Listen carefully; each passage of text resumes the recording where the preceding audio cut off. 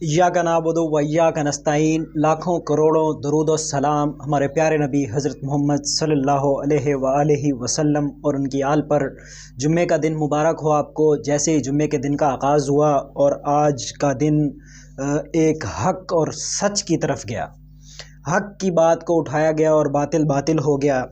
कि जो आपने देखा पिछले 2 सालों से एक ही सिस्टम चला आ रहा था, 3 MPO 3 MPO 3 MPO, जिस किसी का भी दिल करता था MPO के तहत उठा लिया जाता था। तो आज जो फैसला दिया है इस्लामाबाद हाई कोर्ट के जनाब जस्टिस बाबर सत्तार ने, उन्होंने बहुत ही बड़ा तारीखी फ़ैसला दिया है।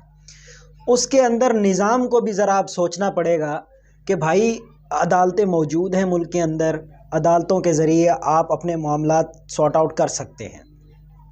जी हाँ, मैं आज बात कर रहा हूँ इस्लामाबाद के DCO साहब की, जिसको मुअत्तल कर दिया गया है, जिनको 6 महीने जेल की सज़ा सुना दी गई है।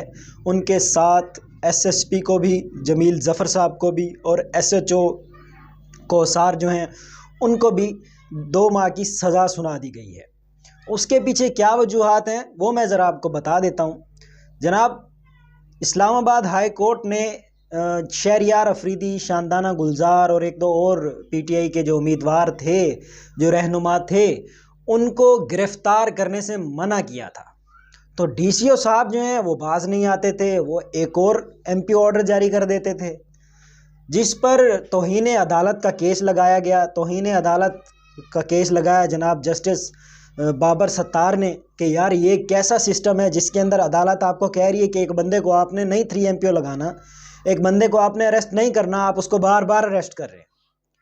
तो उस पर जनाब DCO जो हैं वो, उनको बुलाया गया तौहीन अदालत केस में। पहली पेशी में वो पेश नहीं हुए। दूसरी पेशी में जब उनको बुलाया गया तो उन्होंने वो नहीं दोबारा हाजिर हुए। तो उन्होंने कहा जी मैं 10 दिन की छुट्टी पर वापस अपने आबाई गांव सिंध आ गया हूं और यहाँ से मैं 10 दिन की छुट्टी पर उम्रे पर जा रहा हूं।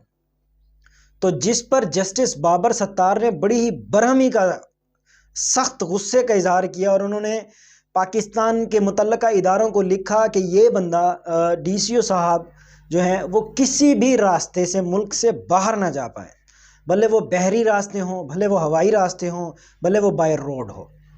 ये बंदा मुझे हर हालत पे गिरफ़्तार करके इसको अगली पेशी पर मेरे पास लाओ। तो जब अगली पेशी की बारी आई, समाअत शुरू हुई, तो जनाब DCO साहब खुद हाजिर हो गए। और DCO साहब जब हाजिर हुए तो उन्होंने उनकी दलीलें सुनी और फिर फ़ैसला महफूज कर लिया। उस फैसले का आज उन्होंने फ़ैसला सुना दिया। वो फ़ैसला ये है जी, आपने तौहीन अदालत की है, आप उसके मुर्तकब पाए गए हैं, लिहाजा आपको अब 6 महीने जेल की सज़ा सुनाई जाती है। जस्टिस साहब का कहना था कि यार आप लोग भी ज़रा जाएं, आप लोग भी ज़रा जेल में रह के आएँ, आपको भी पता चले कि जेल में रहना, उठना बैठना कैसे होता है। जो आपने तहरीक इंसाफ के रहनुमाओं के साथ किया है वो ज़रा आप भी बेर करके आएँ। तो ये एक बड़ा ही तारीखी फ़ैसला, जिससे सिस्टम और निज़ाम जो है वो एक दफ़ा फिर सोचने पे मजबूर होगा कि हम सिक्के के किस रुख खड़े हुए हैं, आया कि हमारी तरफ जीत है भी सही कि नहीं।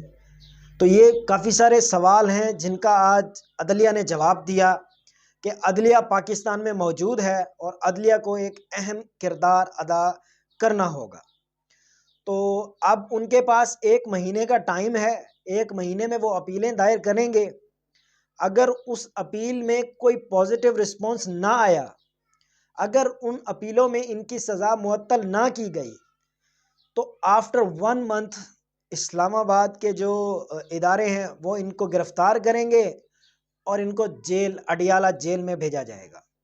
इसके लिए समरी वज़ीर आज़म को भेजी गई है कि वो इसके ऊपर इन्वेस्टिगेशन करें और प्रॉपरली, अगर तो इनके पास कोई कोई जवाबात मौजूद नहीं हैं तो तौहीन अदालत के केस में इनको 6 महीने की जेल सुनाई जाएगी और 1-1 लाख रुपए के जुर्माने भी आए हुए हैं। और उनका कहना था ये जो जुर्माना है जिनको आपने गिरफ़्तार किया था उनमें तकसीम किया जाएगा। तो ये एक बहुत बड़ा तारीखी फ़ैसला था इस वजह से कि तहरीक इंसाफ के जो रहनुमा हैं उन सब को आज़ाद हक मिले और उन सब को بات کرنے کا بھی موقع ملے۔ تو اب دیکھنا یہ ہے کہ ان فیوچر جو اسلام آباد ہائی کورٹ میں ان کے کیسز، عمران خان صاحب کے، توشہ خانہ کے اور دوسرے کیسز ہیں، ان ساروں کے اوپر کیا فیصلے آتے ہیں، آیا کہ خان صاحب کی بھی سزائیں معطل ہوتی ہیں یا نہیں، تو یہ کافی سارے فیصلے ہیں جن کا ابھی انتظار کیا جائے گا۔